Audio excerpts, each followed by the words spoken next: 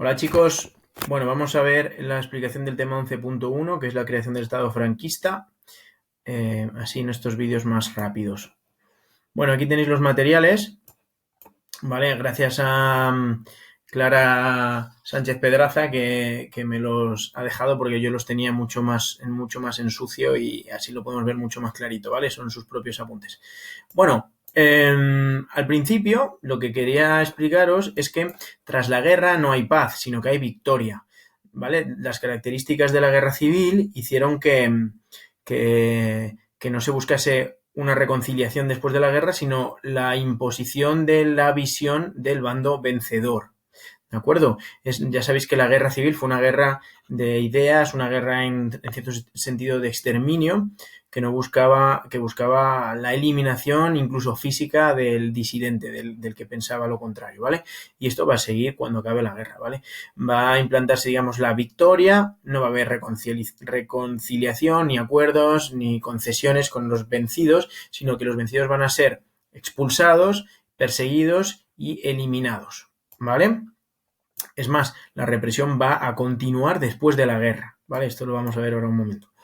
Se va a imponer una visión política y social del bando vencedor, ¿vale? Y para que esto se imponga va a continuar la represión que va a durar hasta mitad de los años 40 o incluso casi hasta los 50, ¿vale? Una represión pues muy violenta. Entonces, una represión que, cuando digo represión, es que después de la guerra se fusilaron a 20.000 personas o algo así, ¿vale? No me sé el dato exacto, pero es algo así. 20.000 personas o creo que más, ¿de acuerdo? O sea que la represión, esta como la de retaguardia que vimos durante la guerra, pues continuó, solo que ahora ya no era una represión en retaguardia, sino que era una represión política, una especie de purga social y política del Estado una vez implantada la visión del bando vencedor. Bueno, fundamentos ideológicos del régimen de Franco. ¿Qué era el franquismo? Bueno, pues el franquismo está claramente inspirado en el fascismo, sobre todo en su origen, ¿vale? Igual que el fascismo nace de un acto de violencia, que es la guerra, igual que el fascismo va a implantar un estado totalitario, que no lo digo yo, lo dice Franco, vamos a verle decirlo. Vamos a escucharle. A ver. Un estado totalitario armonizará en España el funcionamiento de todas las capacidades y energías del país, en el que dentro de la unidad nacional el trabajo, estimado como el más ineludible de los deberes, será el único exponente de la voluntad popular. La dictadura. Vale, entonces fijaos, ha dicho varias cosas. Primero ha hablado de el Estado totalitario. Eso significa que el Estado es más importante que el individuo y que los resortes del Estado llegan hasta el ámbito privado de las personas, ¿vale? La idea del totalitarismo es una idea puramente fascista, ¿vale? De hecho, creo que el nombre, la palabra, la inventó Mussolini, ¿vale? Aunque se puede aplicar a muchos tipos de regímenes, ¿vale? El Estado soviético era claramente un Estado totalitario, aunque no lo dijesen, ¿vale? Significa eso, que el Estado es más importante que el individuo y que los resortes del Estado llegan a todas las esferas de la vida de las personas que viven en ese Estado, ¿vale? Incluida pues, su ámbito privado. Bueno, pues el Estado es un Estado totalitario. También ha hablado de la unidad nacional, que es otra de las características del franquismo, que ahora lo vamos a ver, ¿vale? Y luego ha hablado, pues ese es un discurso muy políticamente fascista, pues este discurso en el cual los protagonistas son los trabajadores, el pueblo, ¿vale? Bien, entonces, ¿cómo vemos en qué cosas vemos que es un Estado totalitario? Se prohíben los partidos y se crea un único partido, que esto está mal, ¿vale? Aquí no es Movimiento Nacional, es FET de las Jons, así que por favor no lo pongáis. Movimiento Nacional es como se llamaba a lo que era el Estado franquista, es decir, a todos los mecanismos de interacción del Estado con el individuo, eso es el Movimiento Nacional. Es decir, uno estaba en el Movimiento Nacional cuando trabajaba para el Estado, cuando estaba en el partido, es muchas cosas a la vez el Movimiento Nacional. Luego lo explico un poquito mejor, ¿vale? Así que no hay partidos. Los medios de comunicación son absolutamente censurados y controlados por el Estado. Hay una represión muy violenta, sobre todo en los primeros años, de la disidencia política. Los disidentes políticos se exiliaron, algunos siguieron haciendo la guerra, que es lo que se llama el maquis, ¿vale? Que siguieron haciendo la guerra, eso lo veremos en el tema de la oposición. Siguieron haciendo la guerra pues en el monte, ¿vale? Y por supuesto no hay libertad de expresión, ni de pensamiento, ni de asociación. Y los derechos humanos no son respetados al 100% en el régimen de Franco, en absoluto, ¿vale? Porque bueno, no hay nada de esto y además la seguridad personal pues tampoco estaba garantizada si tenías ideas disidentes en el plano político, ¿vale? Totalitarismo, como hemos visto, igual que cualquier estado fascista, en este primer momento sobre todo, pues es un estado totalitario, el régimen de Franco. Más cosas que tienen que ver, que hunde sus raíces en la inspiración fascista del régimen de Franco. Personalismo.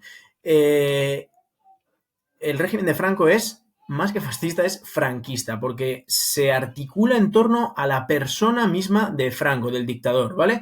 Él mismo se auto-otorga el título de caudillo, que es un caudillo, es un líder tribal, ¿vale? De la época prerromana, y es lo mismo que Duce en Italia o Führer en Alemania, ¿de acuerdo? Entonces, él como caudillo es el jefe del Estado, es el jefe del gobierno, es el jefe del partido y es el generalísimo de todos los ejércitos, es decir, aglutina en su persona todos los poderes del Estado, ¿vale?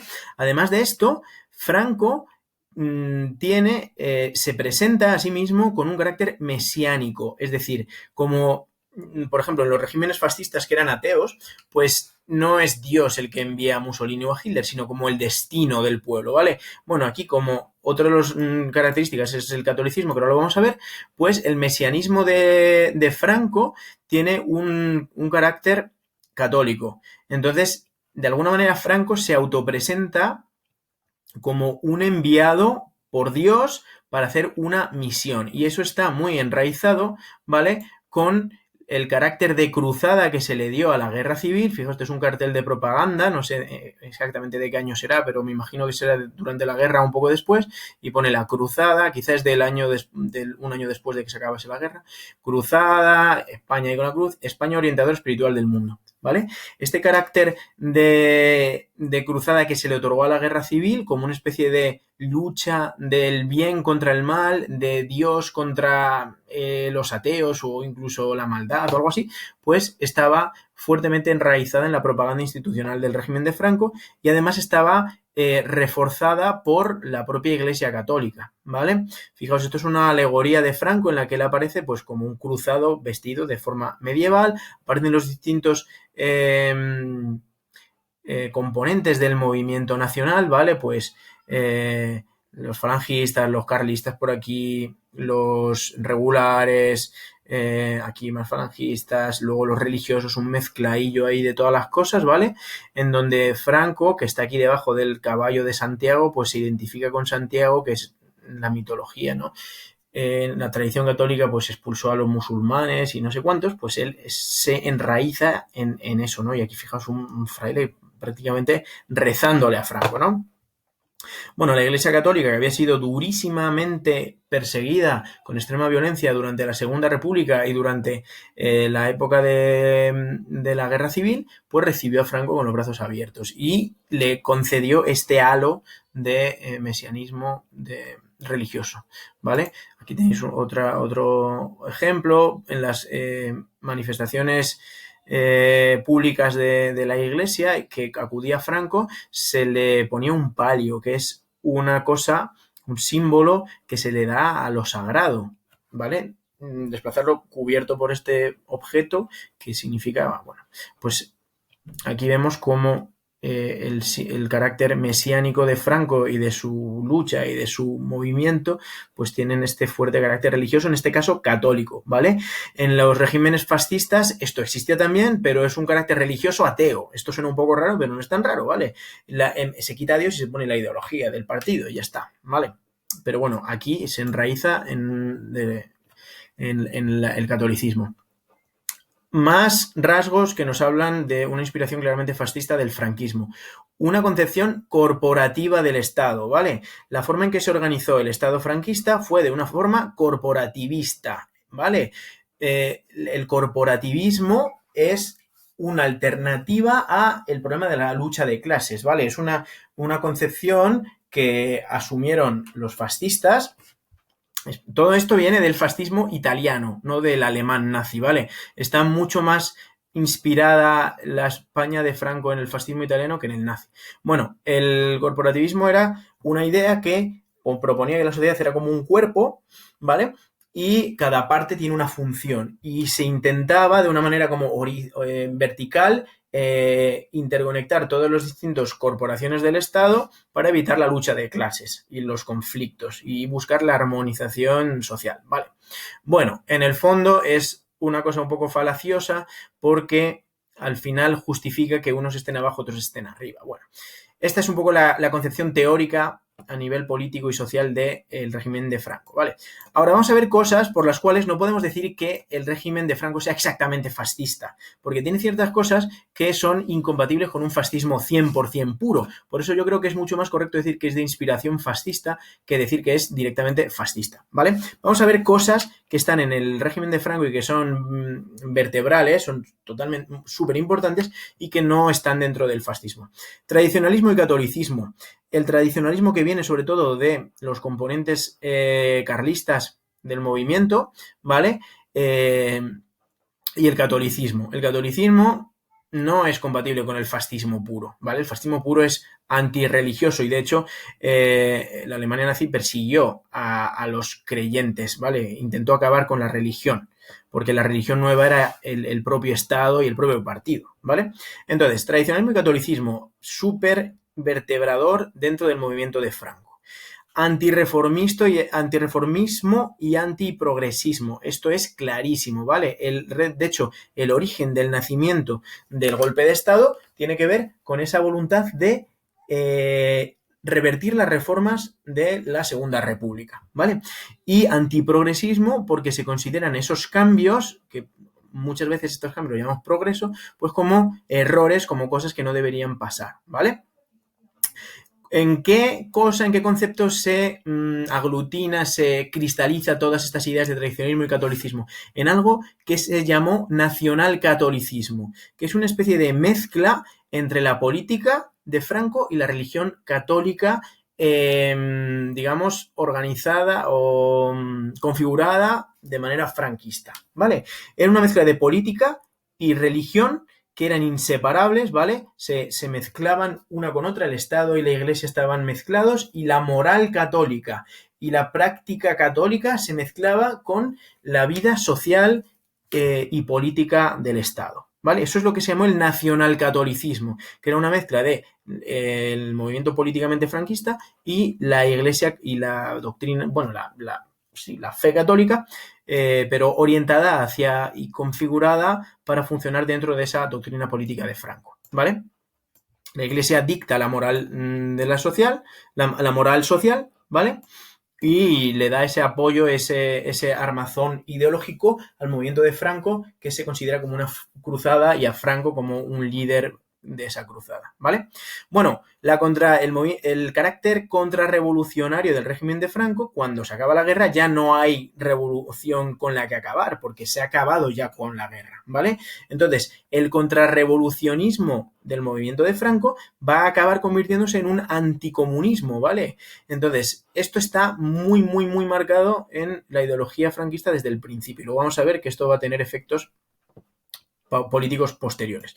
Y por último, súper evidente y súper claro, el patriotismo unitario, el nacionalismo español, ¿vale? Esto es súper importante para el franquismo, no admite regionalismos, no admite identidades nacionales distintas a la española dentro del territorio y las regiones con identidades nacionales van a ser en ese sentido pues reprimidas, las expresiones culturales y que se podrían identificar con nacionalismo, pues van a ser, digamos, reprimidas, perseguidas, ¿de acuerdo? La cultura, la lengua, etcétera. Bueno, pues esta es la introducción de la esencia de la ideología franquista, ¿vale? Es decir, con esto espero haber respondido a qué es el franquismo, ¿vale? Os voy a poner el desfile de la victoria del año 39, cuando ganaron la guerra, para que veamos cómo pues lo que vamos a ver podría ocurrir en Italia o en Alemania, ¿vale? No vamos a verlo entero, voy a poner algunos fragmentos para que lo podáis ver. El gran desfile militar de la victoria en Madrid, al ejército del centro, ante su excelencia el jefe del Estado. Vale, escuchéis a la gente Franco, ¿vale? El personalismo supermercado, la militarización de la sociedad, de las actitudes. Y generalísimo de los ejércitos nacionales. La exaltación de la fuerza militar, de la violencia en el fondo, porque este es el desfile de haber ganado una guerra. La uniformidad de la gente.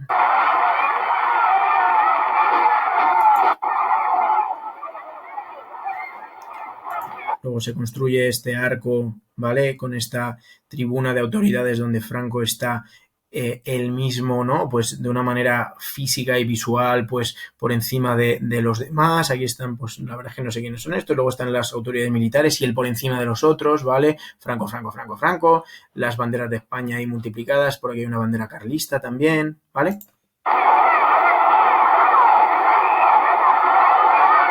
Falangistas y carlistas. General jefe del cuerpo de ejército de Navarra con la esposa de su excelencia. Las distintas batallas. Vencedores en campo. Vale, entonces, bueno, visto todo esto, pues yo creo que podéis ver como claramente, al menos en el principio, el régimen de Franco estaba claramente identificado con los estados fascistas y directamente, al menos en los primeros años, podemos decir que era un estado fascista, aunque tenía ciertas anomalías que le diferenciaban del fascismo puro, que son estas que he dicho aquí, ¿vale? Y con el tiempo vamos a ver cómo estas van a permanecer, ¿vale? Porque esto es, digamos, todas estas cosas que le diferencian del fascismo puro son lo esencialmente franquista, van a desaparecer y estas, van a permanecer, mientras que estas van a ir cambiando según el momento, el contexto político internacional, ¿vale? Bueno, lo vamos a ver en el siguiente vídeo. Venga, hasta luego.